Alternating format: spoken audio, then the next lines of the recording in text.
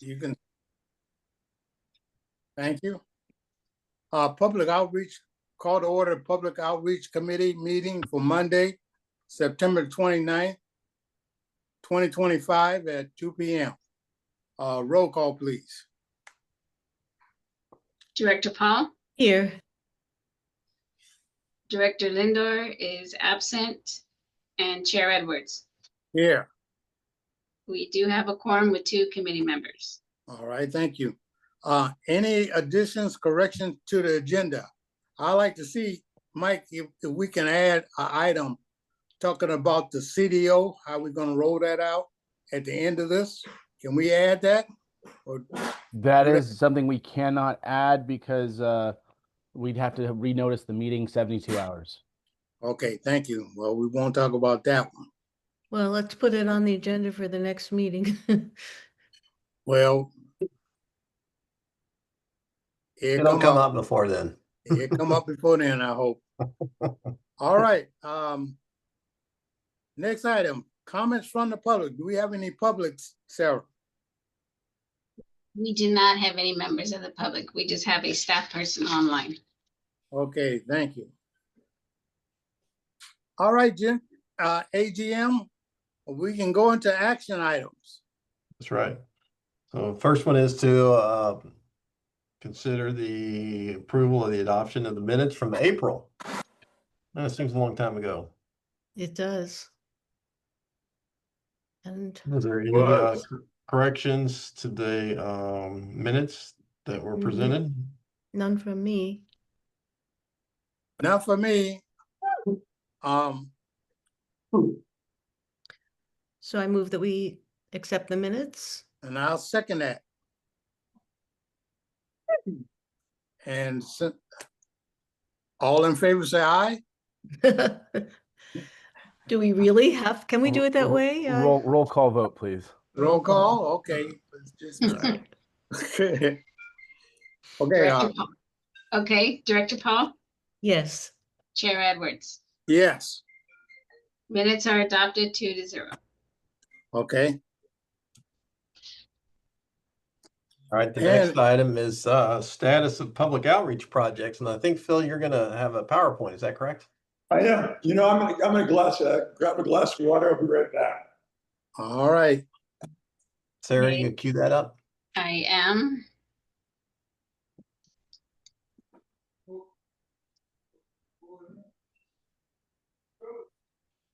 Can everyone see the presentation? Yeah. Yes, Okay. yes. Yes.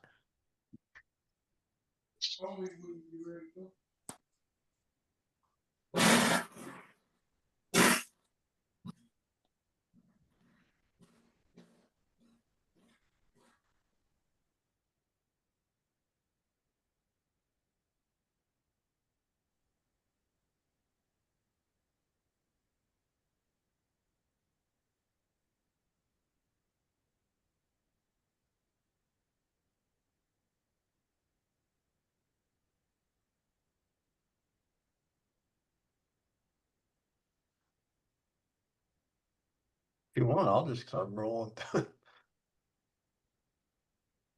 Just kidding. Well, we could take a look at the first slide. I'm back. Oh, good. All right, Phil. Yeah, just a sec. I just wanna.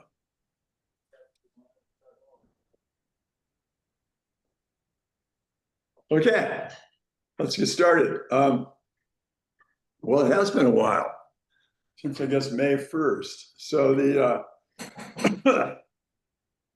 first ad that we've got here is an ad that we ran back on May 15th and 16th. It was a brand ad for ASR and MPWM. Half page in the Monterey County Weekly in Pinecone. And got a lot of very positive response. And then part of the same campaign was to reiterate a lot of the same information on our newsletter so we could get that out as well. And same thing, recipients, 19,000 open, 6,650, and then we got clicks, 655. Next. Hey, Phil, is that a pretty good open rate of about 30%? That's incredible. Frankly, yeah. I mean, we always get really good open rates on our stuff. So, yeah. Then social media, we ran an ad or we boosted an ad on Facebook, and we got a really strong response. It was on this issue in particular, and as you might notice down there, we got a significant number of likes, and we also got a significant number of comments, which was great. And it was quite a dramatic little exchange on that one there, and relatively time consuming. But I think it was issues like this that we put Facebook and social media ads out that really generate a lot of interest in the community. Phil, you got a PowerPoint on this, right? Pardon me? You have a PowerPoint on what you're talking about? Excuse me? Yeah, You have a PowerPoint.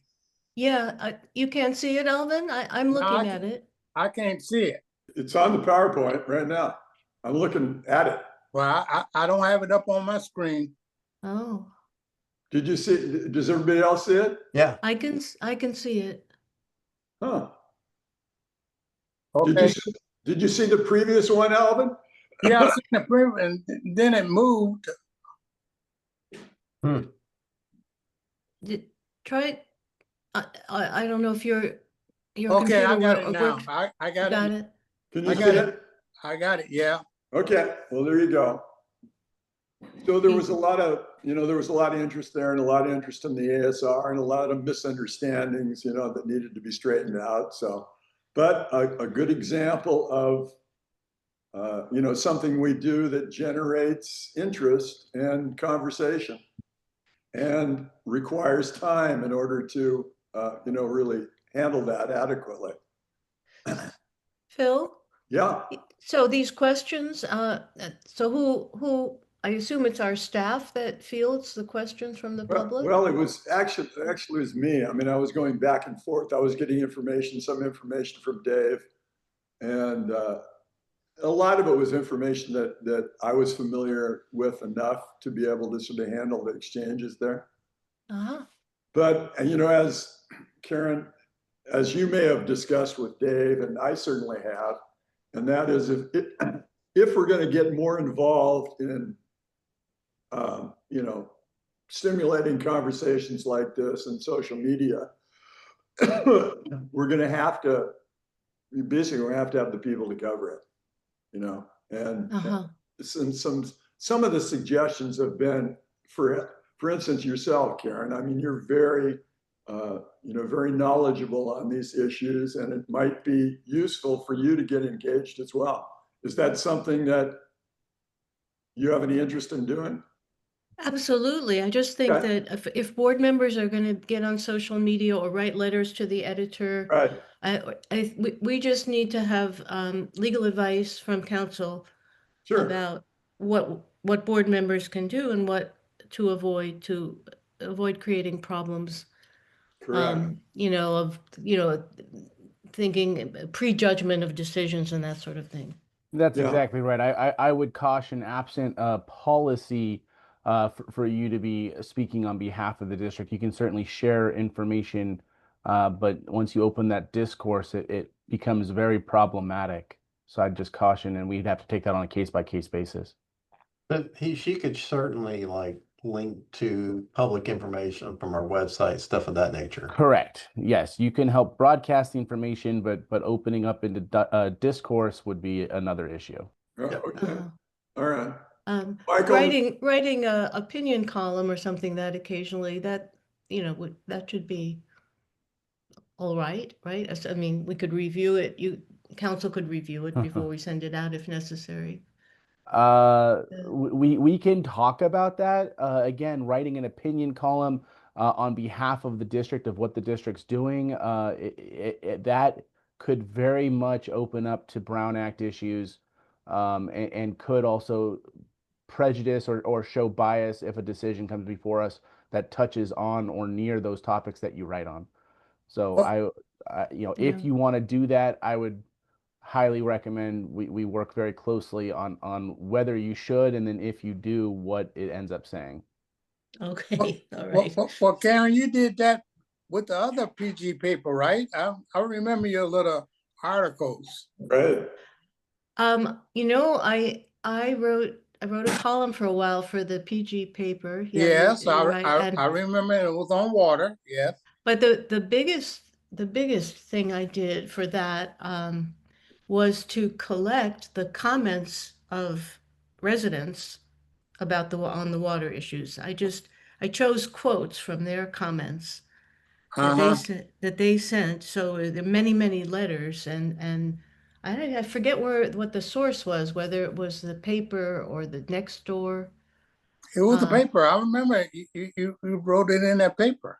yes, that's right. But I mean, I'm trying to remember where I got the collected Oh, the other people's comments from, and but I chose those quotes from people's comments and just, published a whole selection of them. That was one of the columns. So it wasn't even my opinion. I was just showing the opinions of many people who had written in. Yeah, I mostly tried to make mine informative, but Mike makes a good point that, pointing to public sources. So if we did and it doesn't have to be a board member either, but if we did an informational uh, column to address points of confusion and linked to the public information, Well, and something. to that point, there is no issue if it comes from staff. The concern arises when board members start sharing or producing that information when it's not in a publicly noticed meeting. And another thing, Karen, that I've seen is that, sometimes board members will make a comment in a meeting and say, hey, this is so-and-so, and I'm speaking on behalf of myself, even though I am a board member of X organization. You just immediately draw the parallel right to that board. yeah. Even though you said that you didn't do it, everybody knows that you're kind of aligning yourself with that. So it's a tough spot to be in. And so, the public information is way better, link that or whatever. Okay. All set. Thank you, sir. All right. Well, good. Good, Michael. I'll be looking to you for some input in the future. Yeah, great.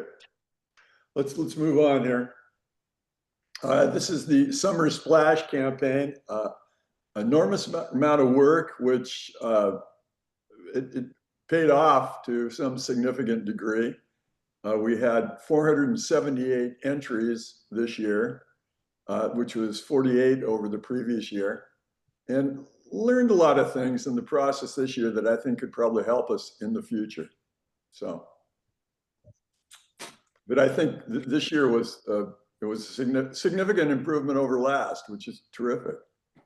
And then we ran some social media at the same time, and there were boosted ads, and we got a fair response on Facebook. But Instagram was really turned out particularly for something like this to be particularly good. Okay, we can move along here. And then we also ran the newsletter, and we ran the newsletter, I guess, 3 times within the last week and a half, which really sort of created some pretty significant interest right up to the last minute, though. Things were really shifting. Whereas before we hadn't done that. We hadn't really sort of pushed the advertising right at the end of the entry opportunities. And I can see how much that helped, just to remind people that, the final deadline is right around the corner. So that worked to our advantage. Mulch Madness, half-page Monterey County Weekly and the Pine Cone. We had a total of 200 people showed up for this particular event, which was very satisfying for Stephanie Kister. And the newsletter ran at the same time to sort of further bring attention to that event. We don't know how many people showed up for that one? 200, Oh, okay, yeah, which was what they had, that was their dream, to get 200 people. And sure enough, that's how many showed up. good. Yeah.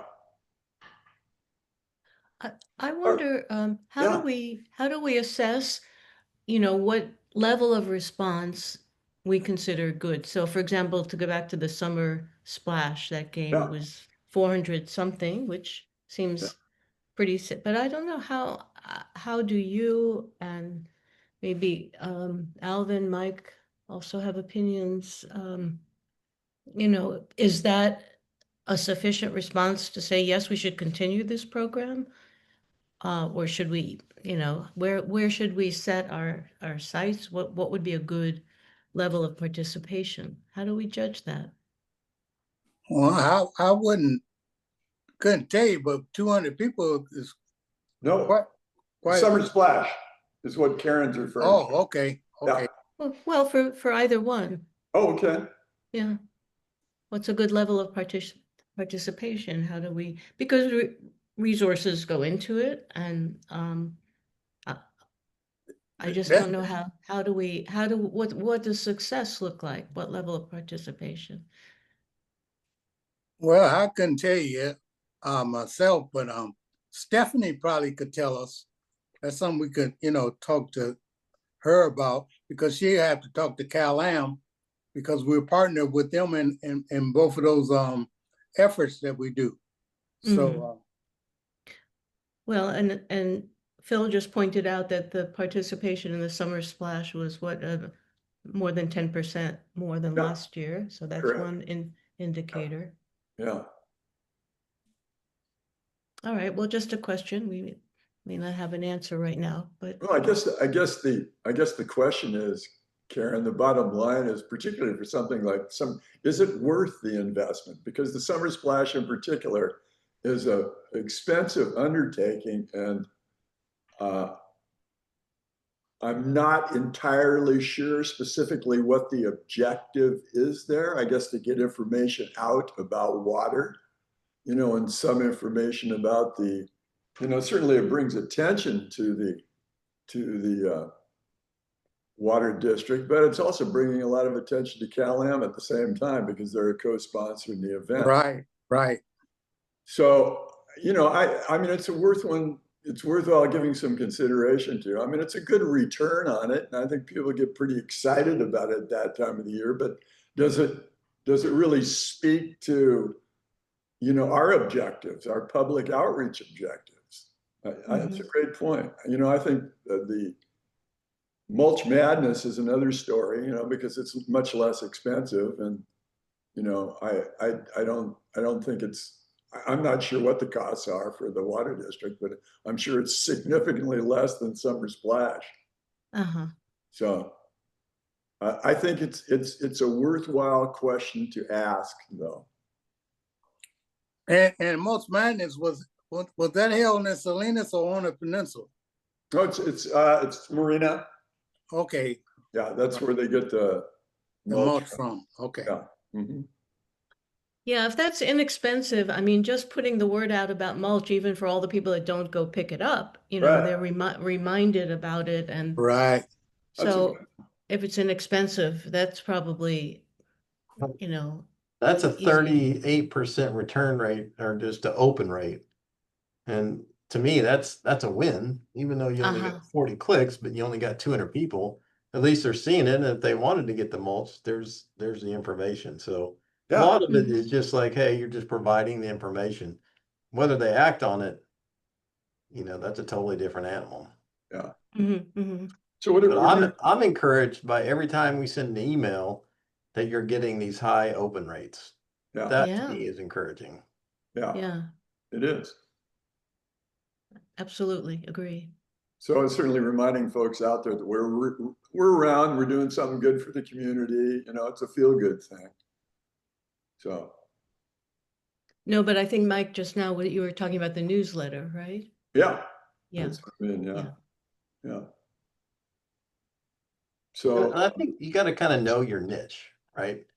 Like, let's be honest, some of our social media stuff isn't, knocking it out of the park, but that's okay. Maybe that's not our niche. However, this newsletter is showing that, hey, at least people are opening it, whether they take 5 minutes or 2 seconds to read that, different animal, but it's there and it's in their inbox. Do great we, point. do we send that, the list that we send that newsletter to, it's not to all of the customers within the water district, all the account holders, is it? No, it's not. No, It's those who have opted in, who have, no, it's basically, it's a list that we got from the Monterey County Voter Commission. ah, It was for 22,000, basically 22,000 voters within the Monterey Peninsula. ah, Yeah. So it was, it reaches out to the kind of people we definitely want to talk to, people that are actively interested in the community. mm-hmm, Yeah. But no, we'd have to get, that list would come from Helen, Callahan, which we don't have access to. yeah. Okay. So Car Week, Yeah, Car Week. So we ran an ad for Car Week, ran an ad in, Monterey County Weekly and the Pine Cone. And did the same thing, Facebook and Instagram. The response, actually, I was surprised this year. Last year, we had more likes on it than we got this year. And frankly, I think there's less and less interest in Facebook in particular. So it doesn't shock me. Although our Facebook numbers are up, we're up from 100, 4, over the last time I reported in, it's up from 104, 112 to 116. And Instagram actually moved from, I think it was about 960 to over 1,000 now. So, we continue to get interest there. But, I think the point is here, and I think Mike was making it, was the fact that is it, how much of our time and energy is it really worth in terms of the return that we're getting on it? Because certainly in the case of the newsletter, you're getting a lot of return there for not a significant amount of effort, and whereas in the case of social media, to get a response there, to really make any kind of significant inroads there, it takes a lot of time. Just takes a lot of time. I mean, that's what social media is all about. It's sort of, engaging with people, and we're in a difficult position, as Michael pointed out, because there's only certain things we can say, mm-hmm, and there's only certain people can say it. So we are limited there. But I think in the Carmel paper, did you put an ad like this in one of those? Yep. In PG? Okay, good. Yeah. Okay. Yeah. That was Pine Cone. Okay, pipe cone, okay. It was Pine Cone was a half page, and the Monterey County Weekly was a half page as well. Good. Yeah. Because it's basically for those people that's living off the peninsula that's coming in Right. to read about this Yep. our saving water up here. Okay. Yep. Good. Yep. And then we just I got a short video. It's about it was a 36-second video from Dave. I guess it was about 3 or 4 weeks ago, that we got from the folks there over at MPWMD, the guys from the team, and that they had shot, and it had to be edited, and I edited it and put it on the website, and it includes a short voiceover as well. So you can access it through the link on the front page there under Peninsula News. It's a great little 30-second video that really shows. Have you all seen it? Yeah, I've seen it. Yeah. Have you seen it, Karen? no, Okay.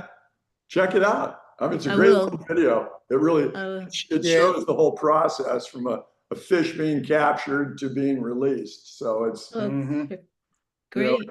it really Cool. gives you a very distilled idea of what the water district is engaged in. That's a great idea. We'll Well, absolutely look at it. Yeah. That's good out there, but I like to see you go around to other areas in the district and do a quick, short video like that. Like what, for instance? Like going out to the ASR site, Yeah, yeah, like showing some of the other issues that we got going on in the district, like Calam new wells that we're using for injection or whatever. yeah, it's a good idea. Just some short, you know, that this is being done and Yeah, because I mean, you're absolutely right. I mean, the videos certainly get significant attention. right. I looked at that one a couple of times, this Steelhead video. Yeah, That it was showing in different spots. Like Yeah. I seen it on YouTube. So It's good. yeah, No, I think with the season coming up, the ASR season coming up, I think that'd be a good time to highlight that. yeah, And Yeah. maybe even partnering with Monterey One with hopefully the new injection wells coming online. Maybe we could do something on that too. yeah, that's a good idea. Good idea. So maybe when the injections begin? around about then, yes, or you know, Yeah, it's a Or terrific at idea. least when the rain begins. Mhm. Yeah. All righty, should we move on here? And then we did a flow meter rebate.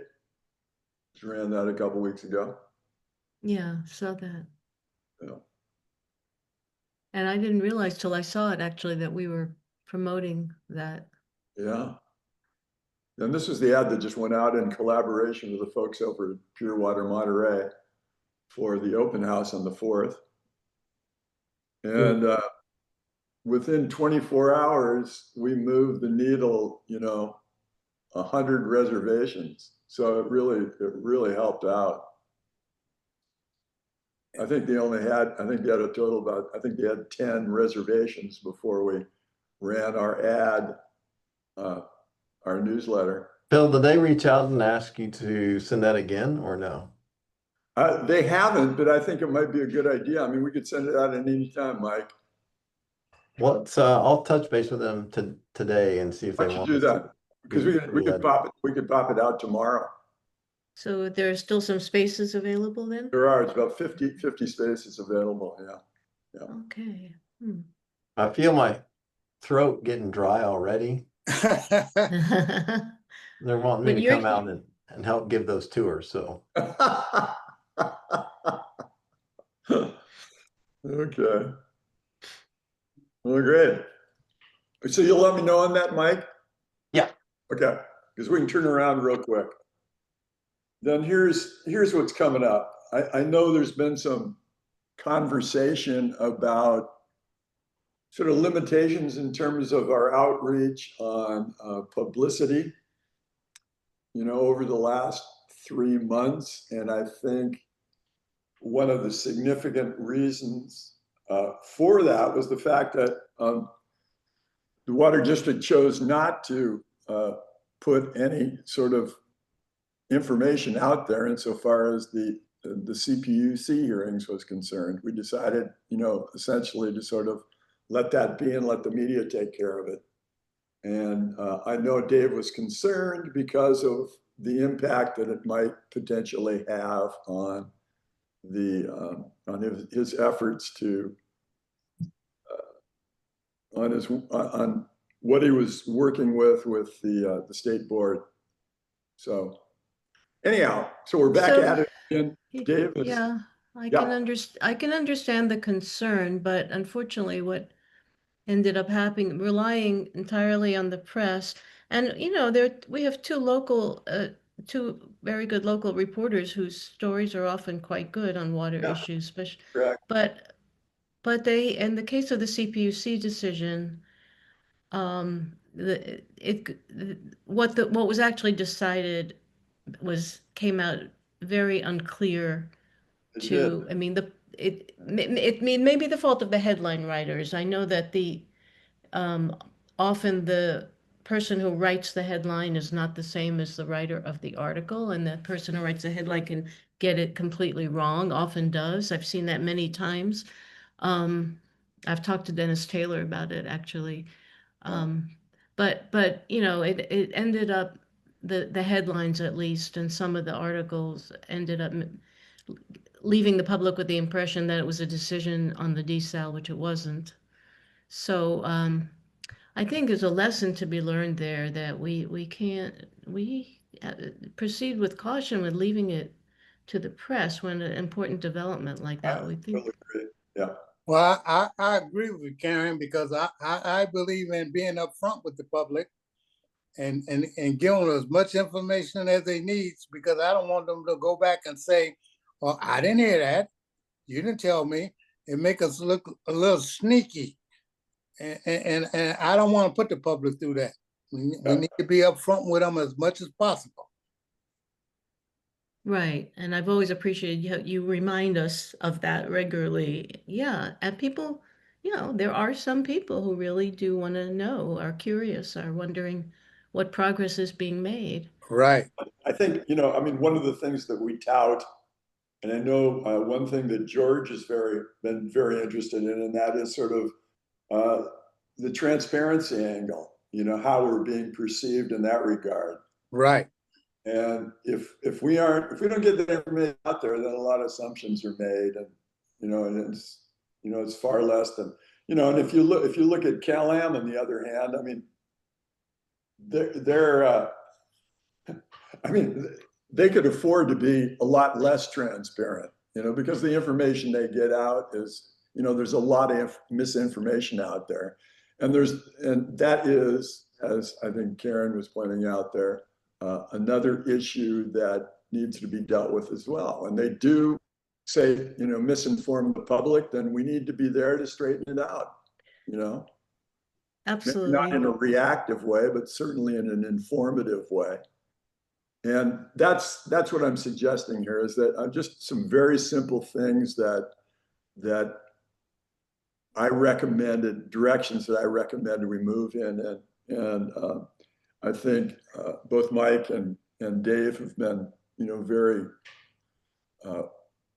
open to that. And that is that we need, basically we need to be thinking in terms of informing, educating, correcting information, reassuring, and advocating. All 5 of those elements really need to be a part of our thinking. And well, it's like this middle one that you have progress on. Yeah, that's our next big issue, and it's coming up in the board coming up next month.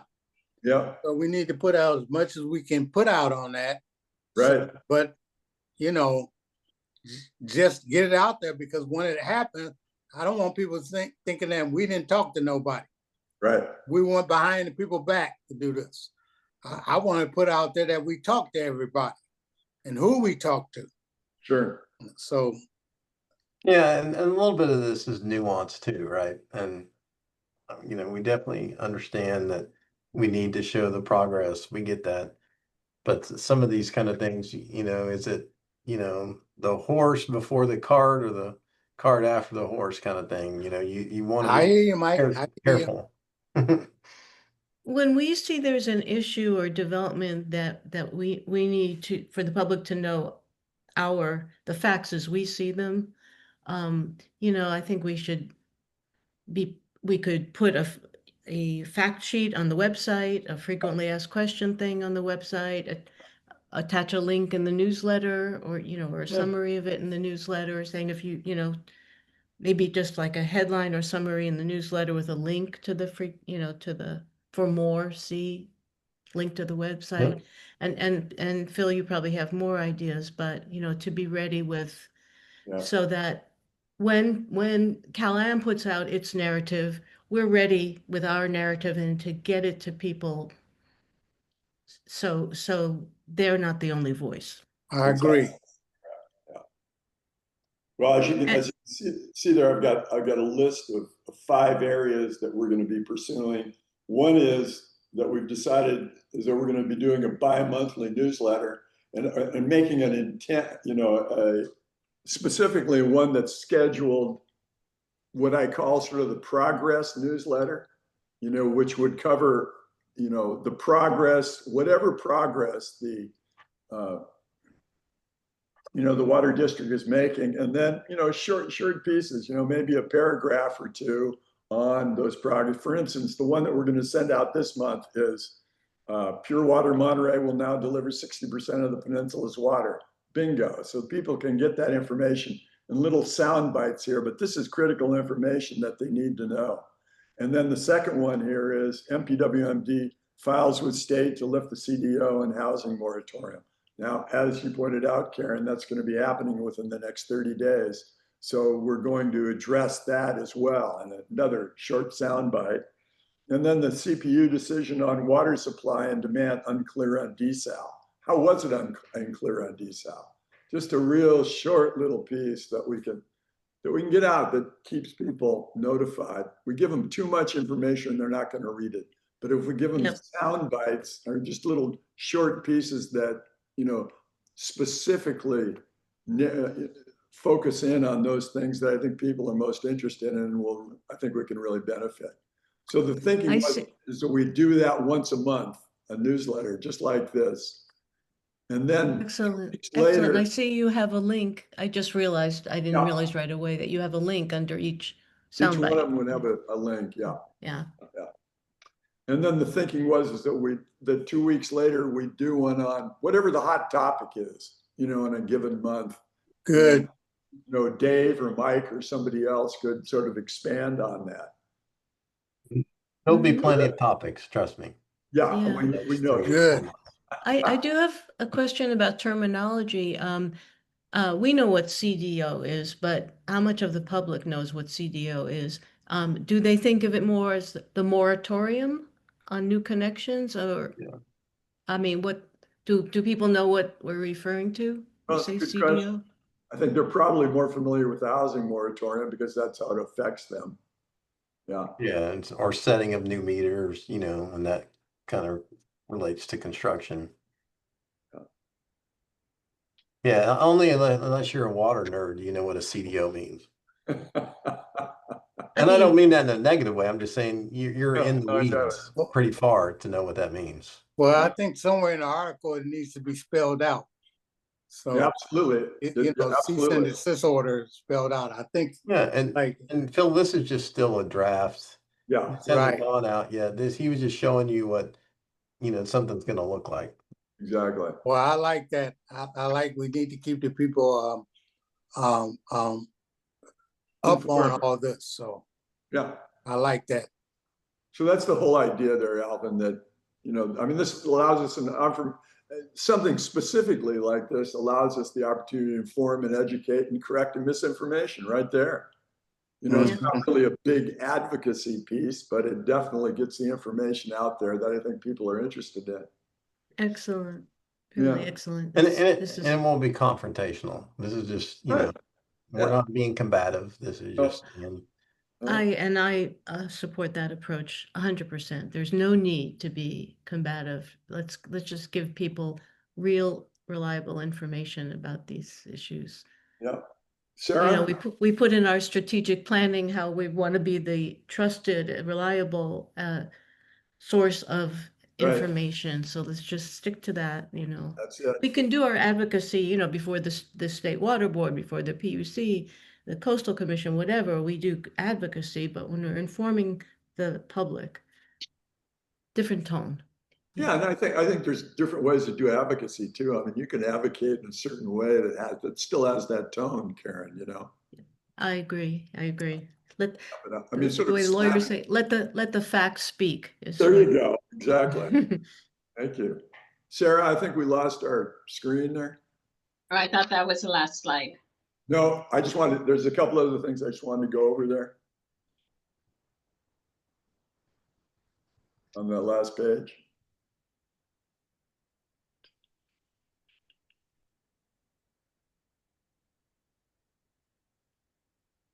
Okay, there we go.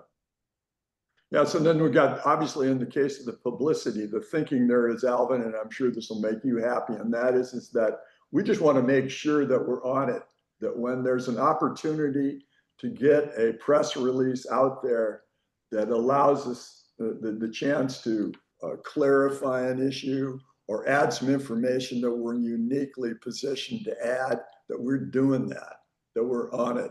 Yes, yes, yes. And with me, it's not doing it just at one time. I know. You got to constantly remind people of what's happening. You know, it's like telling people, well, we're going to talk about something, and something going to court December the 12th. We got hearing on all this stuff because they keep repeating it. They keep repeating it. And I keep, I have to throw out that date, December 12th, listen in. So. Yeah, great. So we're definitely, publicity is, all of this stuff right here is going to get, I'm going to stay on it. So. Oh, yes. So this gets taken care of. So then obviously the advertising will continue to do as we have been. And then social media, we're going to sort of take a dive into Nextdoor, because I think Nextdoor is probably a good opportunity for us to find out where the questions are and where the concerns are. And I think if nothing else, that's what social media is particularly good for. That's where you've got the people that are, the critics out there, the cynics, the people that are confused, and just keeping an eyeball on that. Even if we're not in an opportunity to respond to it in quite the way we'd like, at least we're hearing their information and we're responding to it in some kind of conscious way. Does that make sense? Yes. Yeah. Great. And then, presentations in town halls. I know we have not done any of that in quite some time, but as time goes by, I mean, it's always a great way to reach out, and a lot of people just really respond well to, physical contact. So I think that's something that we definitely have to sort of factor into our thinking and do it occasionally, just to give people an opportunity to, connect with us. And hear directly from Dave or from Mike or from you, Karen. Yeah. Or Alvin. Yeah. Uh-huh.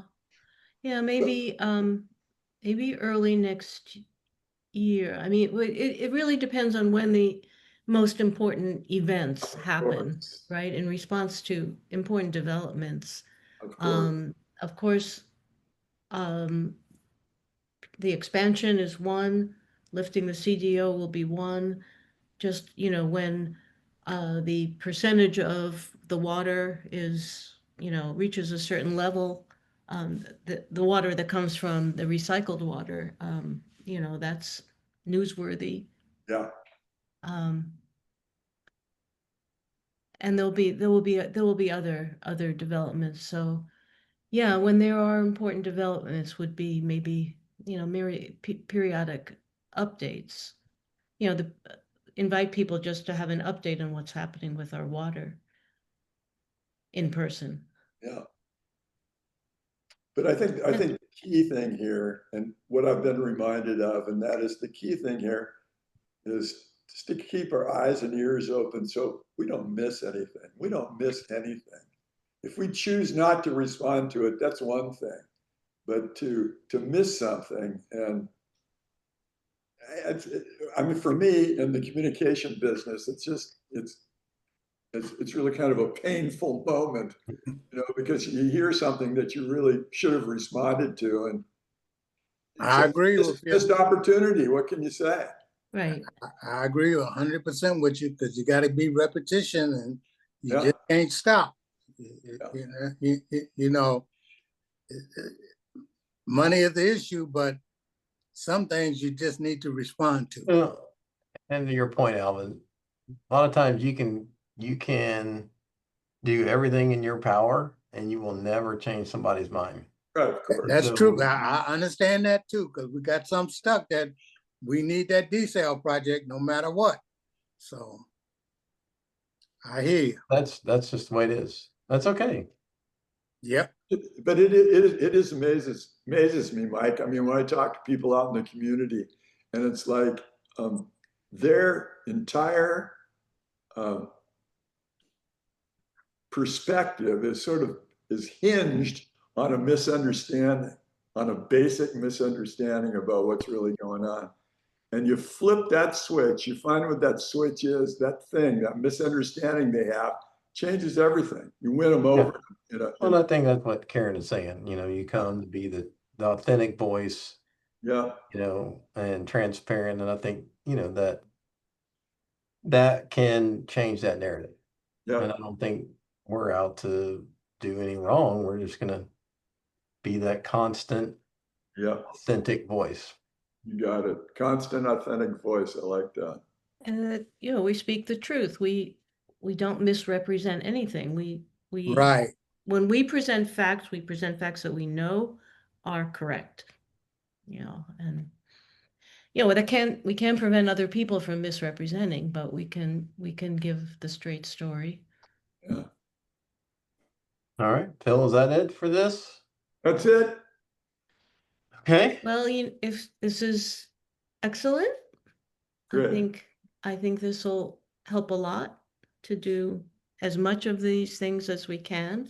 If we decide that it would be better to redirect some of the resources from, say, the summer splash thing to some of these other things, and we could consider that. I think it's worth looking at. It's worth looking at because it's a lot of money. We spent a lot of money on that. How much does that cost? Do you have any idea? I don't remember. I'm sure that we had the numbers. So it's over $10,000. Uh-huh. I mean that's a lot of money for that event. And albeit, and how much, and the fact is that, I mean, the thing that disturbs me most of all is the fact that we're spending that kind of money. We're putting a lot of effort and energy into that. It's got KLM's logo sitting right next to ours. Yeah, that's one of the reasons Well, it was co-branded because they probably paid for half of it too, right, Phil? Well, maybe they do. I don't know how much they're actually paying for it. That's a good point. So you got a good point. And Stephanie would know that, so I'm not going to speak out of turn. Yeah. But it's all right. You want to move on to item number 3, Alvin? Oh, yes, go ahead. So we have a discussion of social media needs and capabilities. And I think this kind of came from you, Karen, at the board meeting. You talked about the CSDA conference and the session that you went to on the combating misinformation and deceptive AI. Yeah, and thanks for putting it on the menu today. And I'm sorry, I apologize if I went on too long in that evening meeting about it. We've actually talked about some of this already, about the legal, the legal limitations on board members, getting engaged on social media and writing opinion pieces. But as you were saying, staff is free to do that kind of participate. Yeah, there's Michael again. That's exactly right. So I don't know, and Phil has already talked about doing more on Nextdoor, right, Phil? You think that would be in our interest to start participating more, maybe with staff participating in Nextdoor? And Michael Laredo, are there any legal issues we need to be aware of about staff participating? No, there's no legal issues with staff being out there pushing information and what the district's doing. Again, the concern is solely based off of when board members get involved. Okay. So, Phil, how much are you in this AI stuff? The what? The AI stuff. How much are you into that? I'm into it to know what its capabilities are. Yeah. What kind of questions? Do you feel we need to put more money into it? Into AI? Well, what we talking about in the staff report? Yeah. I think AI, you know, you can ask for AI's response, or, you know, generate a response, and it can, you know, provide you a template or, you know, potential press release or gathering things from your website. So it's just kind of a big search engine, right, Phil, that you can Absolutely. utilize. And, you know, then you, once it generates it, you can modify it, and then, you know, you can put it out via these different platforms. So it's just another tool that Okay. you can have in your toolbox. One of the problems you've got is that it's generally extremely authoritative, and about probably 75 to 85% of it is true, but you never know quite what that 25% that isn't true is. So you got to be careful about what it is that you do with the information. But just in terms of giving you some background research on issues, it's a phenomenal tool in that way. I find it just absolutely amazing, the kind of information you can get. But it's, you know, you've got to be careful what it is that you decide to do with it. You still need human fact checking. Yes, you do. Yeah. Yeah, I got a newsletter on food and health that I get, had a series of examples on what AI said about this food or that food, and it was exactly as you said, Phil. It was like there was some truth in it, but there was also some of it that was just Yeah. completely wrong.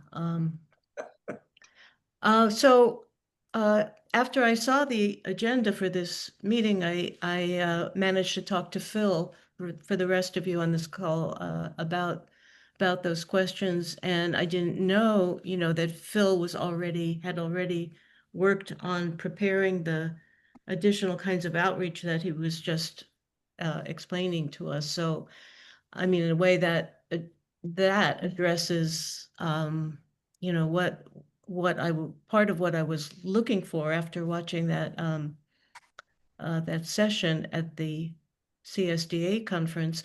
But one other thing that got my attention there was the the search engine optimization business, which is when people search, we want them to know as quickly as possible that we are a source of information for this topic. And so I don't know, the person who gave the presentation had some tips on how to you know, your key phrases and your website, and he told us that if websites entitled that have a domain name ending in .gov, they get priority, some kind of priority in the search. When people do a search, the .gov are going to get priority. So it could be helpful. Whereas like Amazon, he said, has to, you know, pays a whole ton of money to always come up first, and everybody searches.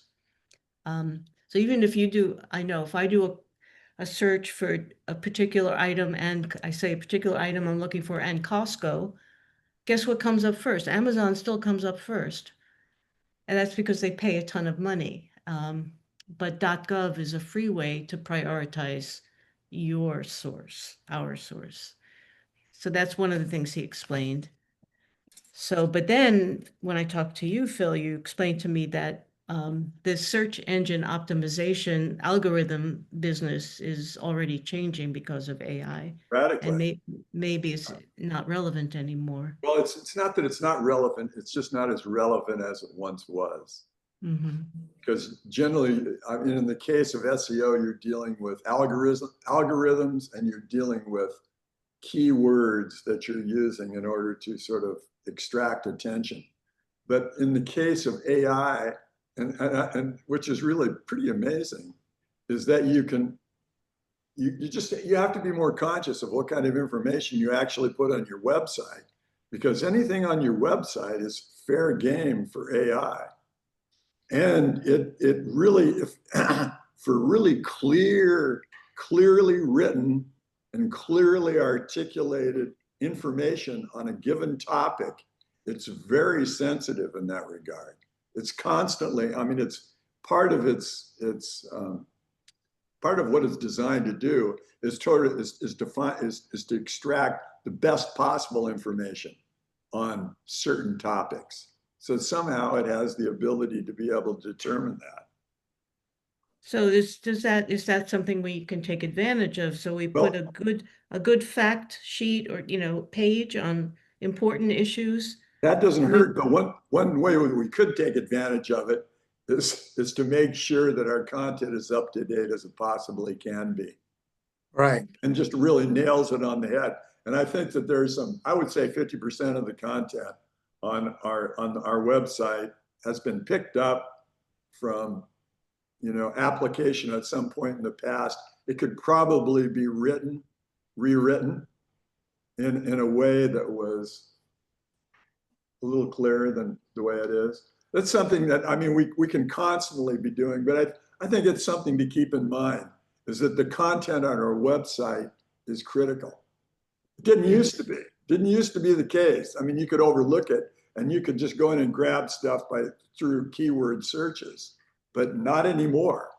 It really is sort of, puts the onus on content providers to really put out legit information, because it gets a really good, it gets a great rating if you've got good sort of trustworthy information there. So are we putting enough resources currently, do you think, into constantly updating our website on important issues? Probably not. Yeah, I think we can upgrade that. Yeah, I think that there's several areas right now. I was just going through it a couple of days ago that are out of date. So it might not be a bad idea, Mike. I could probably just go through there and just have a quick look and give you my feedback on what areas need work, or somebody else could. Well, that's something we need to plan for, Yeah, because I like to run it all through AI and see what it come out with yeah, and how much that's gonna cost. Right. So you can start getting prepared for next budget year Yeah. for that. So yeah. Well, I tell you, AI is incredibly cheap. Even though, for instance, one of the best programs out there now is the one that is available through Chrome. Mhm. Google's Chrome. Yeah. It's called Gemini Advanced, $16 a month. You'd be amazed the kind of information you can get, Alvin.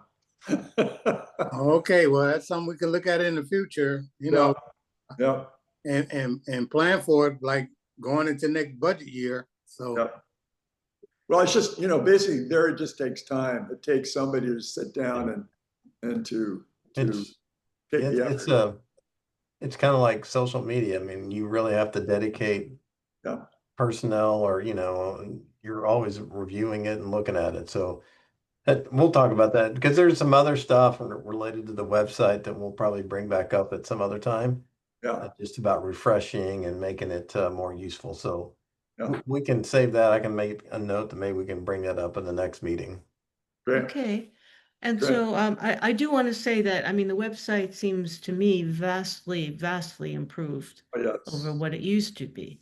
Yeah. But this updating is a constant process. So right. we just want to try our best to provide the resources we need to keep it up to date on important issues.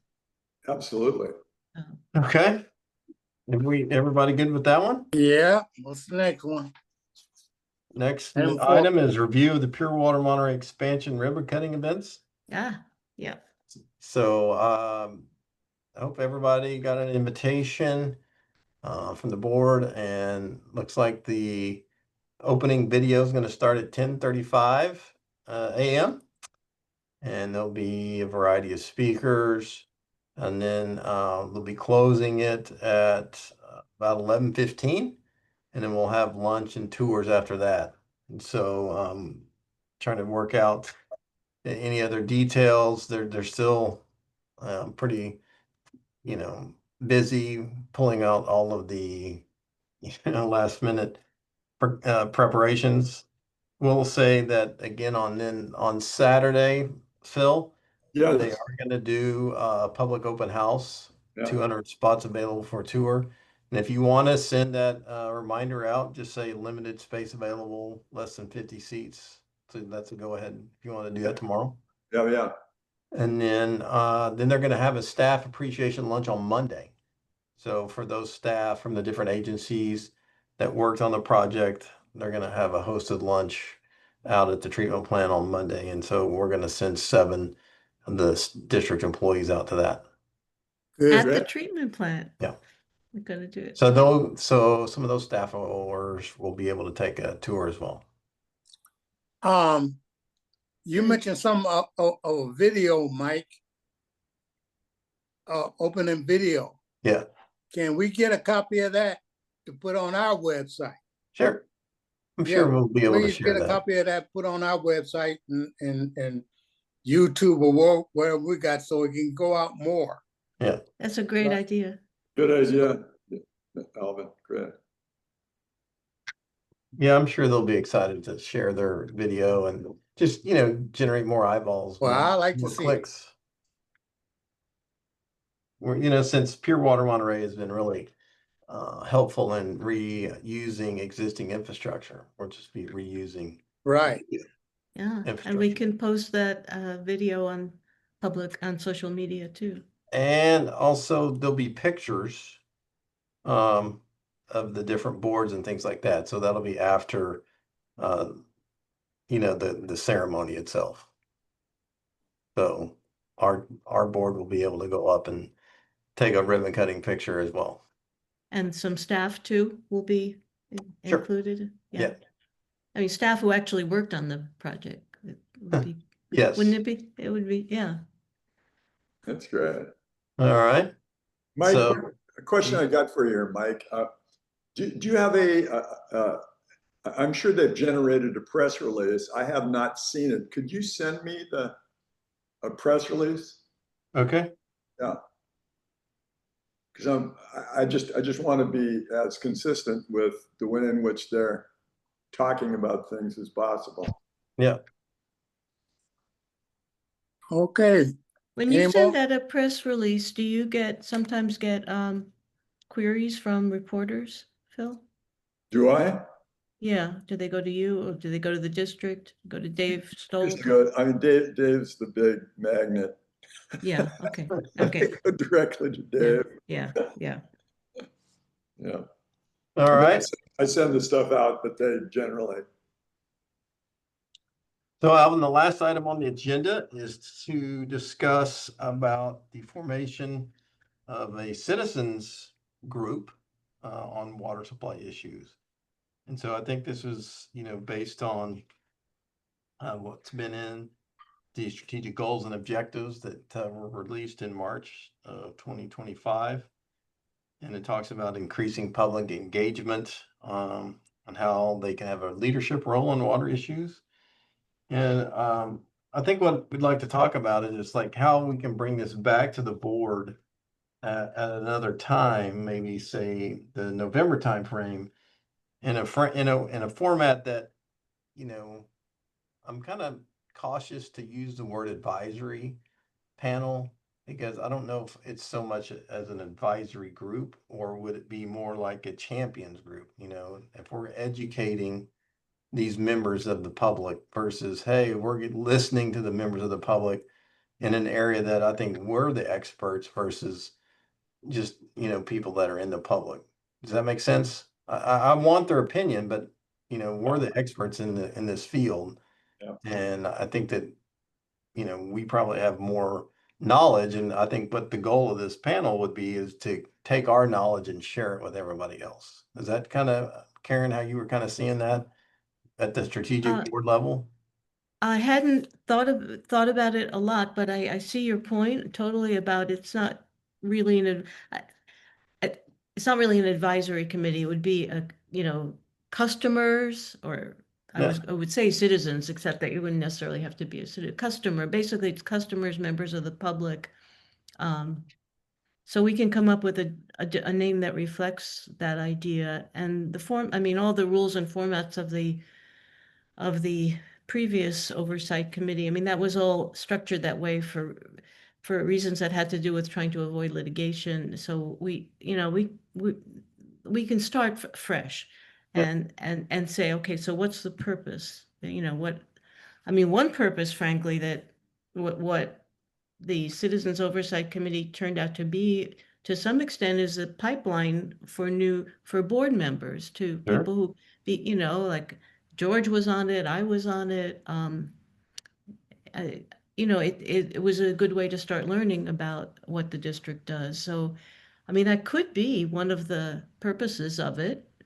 I give people a chance to learn more and see if they want to get more involved in, because we do need to start cultivating the next generation of board members. That's excellent.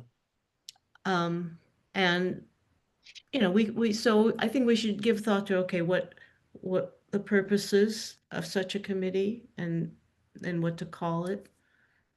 Do you, I mean, what do you think, all of you on the call, what do you think this is something that's worthwhile for us to do? I don't, I, I really don't know, because I followed that last 152 committee.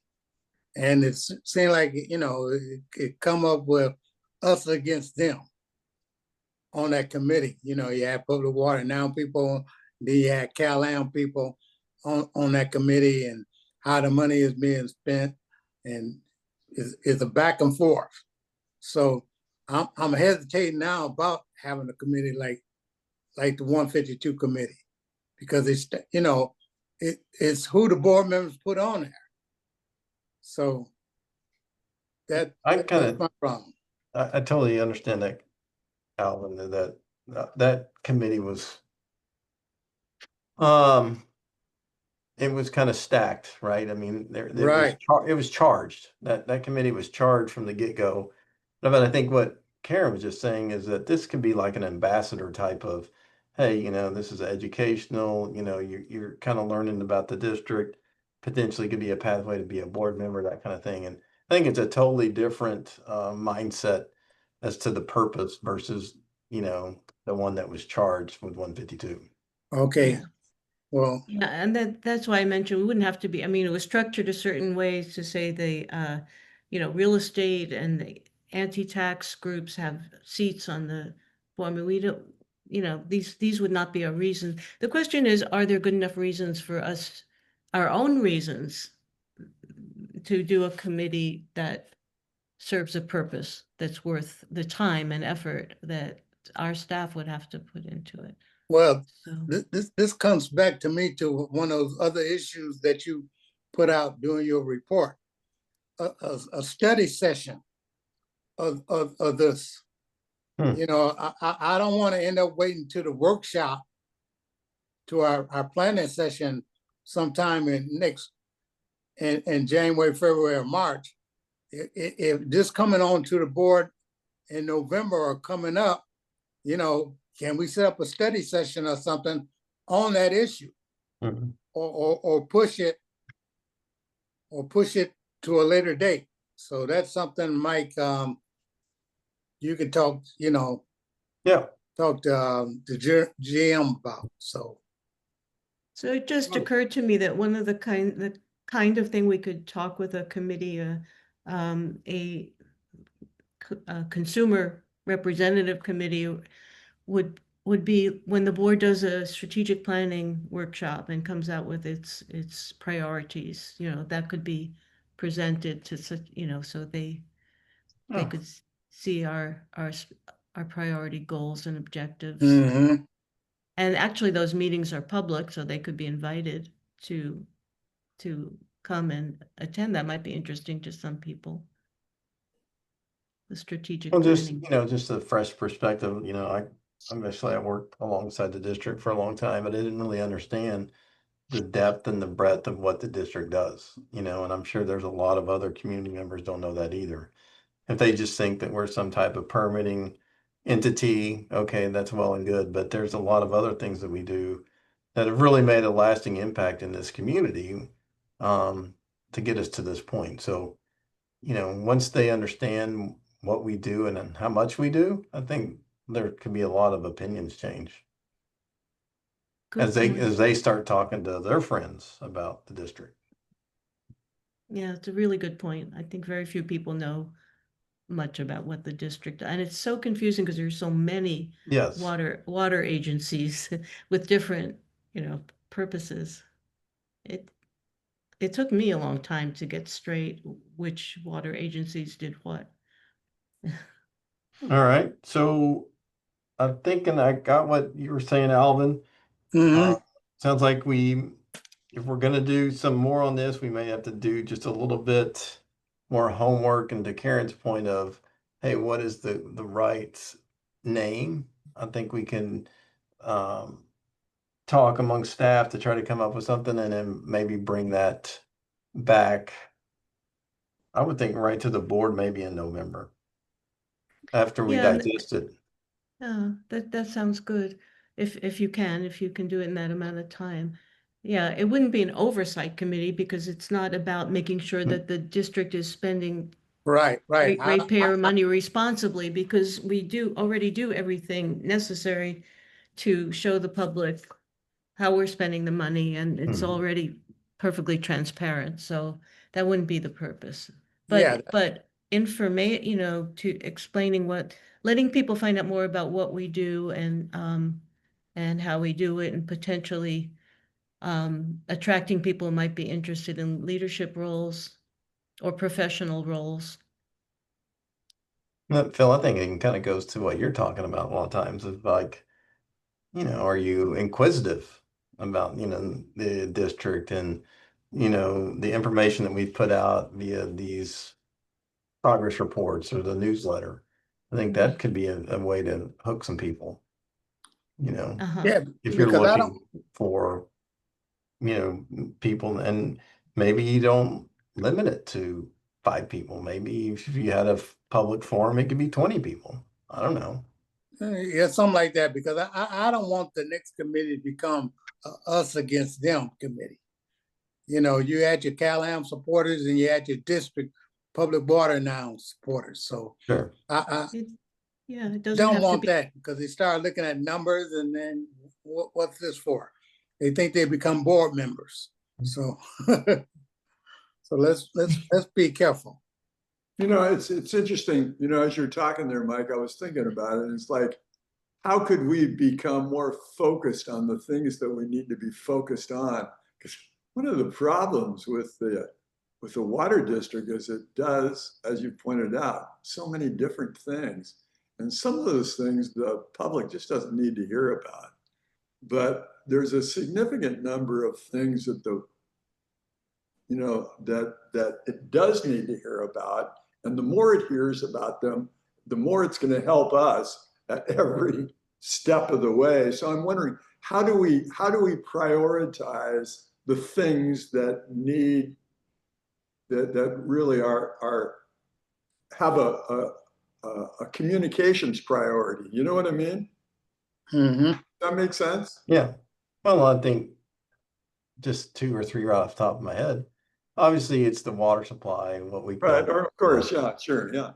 I think another one that has really gotten short shrifted, in my opinion, is just what ecological restoration has occurred on the Carmel River. From 35 years ago to where we are today is an absolute miracle Mm-hmm. of, how that river is functioning, the things that we've done to enhance habitat, to, try to have sustainable, fish populations, things of that nature. It's been phenomenal. And so, plus some of the governmental agencies have come along and basically bolstered that thinking, and what we've done has been a great thing. So, those are 2 things real quick. Conservation, people don't like to talk about it, but it's basically, if you go back to how the district was formed, they were formed because of the 76 drought and just the implications of what happened. They wanted more local control. And over those years, we provided that local control to get where we are today. And we're not going back. I don't think you implement all of these efforts to say, hey, we're going to relax them. No, I'm from the Midwest. I had a lawn growing up. You don't need a lawn in coastal California. I mean, let's be honest. I mean, that's a luxury. And if you're willing to pay for that luxury, go right ahead. True. I love what you brought up there. I mean, to me, it's like conservation is a boring subject. I mean, because you hear about it and it's like, okay, yeah, conservation, right. I mean, you've heard 1,000, but you hear something like ecological restoration. I mean, that all of a sudden you got my attention there. And I thought, well, my gosh, I mean, it is what's happened to that river, Mike, is such an incredible story because it's not just the steelhead. It's the whole river. It's every, you know, it's every way we think about that watershed has been thought through. You know, I mean, stupid things have been done. A lot of stupid things have been corrected, and a lot of great things have happened there. I mean, it's really quite a story. And we It's can quite a show story. before and after photographs. Oh, yeah, that's Right. Yeah. tremendous. Hey, so You Phil, know- just so that you want to talk about conservation real quick. I just was on a call right before I jumped on this committee meeting. And the number of flushes per person is around 6.2 just throughout the day. So, you know, you can throw those. Well, one thing about that, the conservation point is, you know, we might want to use the term water efficiency more, Whatever, you know, I just, you know, when we do talk about it. But I get your point that it's not the most exciting thing, but restoring the river, that is, I mean, people really. well, not for people to understand the role. I mean, for people to understand the role the water district has played in the transformation of the river or the watershed is amazing. Well, And and you can Huh? and you can tie it straight to Pure Water Monterey if you want to. Yes, yes. That was that replacement supply. And, you know, now that hopefully by end of day tomorrow, we'll have 4 years of no trespass on the Como River. And so that's just really building. They're all tied together. yes, and in addition to that, the environmental benefit for the river, the purifying the water has other direct environmental benefits, right? Like Yeah, taking the seaside polluted basin. water out, you know, taking the pollutants out, using less energy than other forms of See, water production. I think what has happened in this region is an incredible miracle. I mean, in terms of what can be done to you know, once people decide to do it right. I mean, the remarkable things that have happened around here insofar as our water supply is concerned over the last 10 or 15 years, it's a phenomenal story. It really is, you know, it's sort of worthy of, okay, all right. No, you're right. You're absolutely right. It gets me tremendously excited. And I think it's worth a documentary. I mean, it's such an amazing story. You know, for people who basically decide we're going to do it, we're going to do it right. You know, and we're going to stop doing it the wrong way. It's like, bingo, look what happened. Hey, so Alvin, the last thing on our agenda here is items to be placed on future agendas. And the one thing that I was going to bring back was the possible website as a topic, just because there's some things that we're also looking into. So I was going to bring that up, and we could probably do a recap of some of the activities and some of the other things that will happen over the last month or so, you know, at the board level. That's fine by me, because what I like to do when we go through this stuff, like CDOs, CPUC and stuff, is do follow-ups. So, and if it's not on the agenda, we can't talk about it. Yeah. So what I always say, just put it under information so we can talk about it. You know, all this stuff, like the CDO again, put it on there for information. That way we can talk about it and bring it back up again. And the committee group meeting, whatever we come up with it, so we can go back. So we'll put another presentation of, you know, pieces that you've done since, you know, right, into September or 1st of October. Right. So just to follow up on those kind of issues. All right. And when we discuss the website next time, can we include in that how we're doing with the updating? Do we need more resources? Right. Yes. it makes a How long about- agenda, but just following up on stuff. And some other areas, the whole category of videos, I mean, the videos that we've currently got, we could be, I mean, as you pointed out, Alvin, I mean, there's an enormous number of areas that we could be covering with like short videos.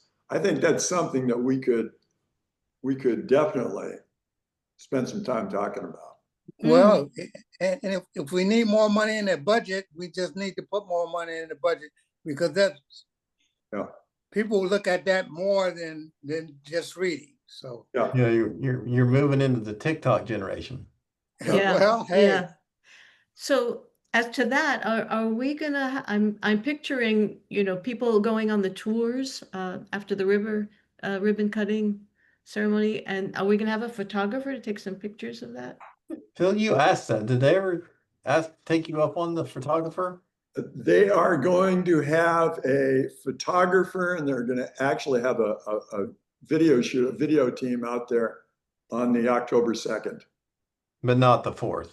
not the 4th. Yeah. I volunteered to find a video crew to get out there, or a photographer to get a video photographer out there in the 4th, and they declined. Although, Mike, if you decided you wanted to get a photographer out there, it's not too late. I could go out there and. I'll touch base with Rachel. Okay, good. But Phil, you got to Wait. go ahead to say limited space available. Send out that email push again on the public tour. Okay, All right. yeah, it's going out tomorrow then. Yep. well, Right. well, Mike, if we can do something at the district level, let's try to help them. We've made a contribution, and Okay, well, I remind them all the time. All right, that's all I have, Alvin. all right. Karen, you got anything? No, this has been a great meeting. Thank All right, you thank you. all. Phil, anything? Nope, except I just, I want to thank Karen so much for going out and doing her due diligence there and finding something to, sort of shake things up a little bit.